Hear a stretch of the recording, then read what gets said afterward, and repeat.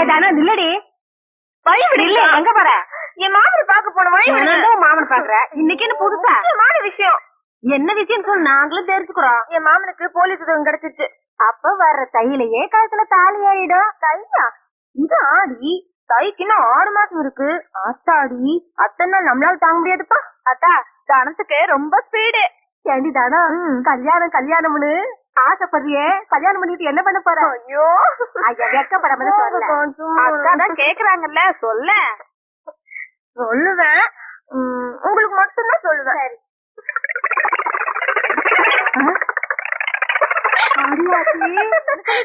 அடியே, நாமெல்லாம் அந்த காலத்துல மிஸ் பண்ணிட்டோம். இந்த காலத்து பொண்ணுங்க புது புது ஐடியாவா சொல்றாங்க. என்ன அது? என்னவா நியூ டெக்னிக்கலா?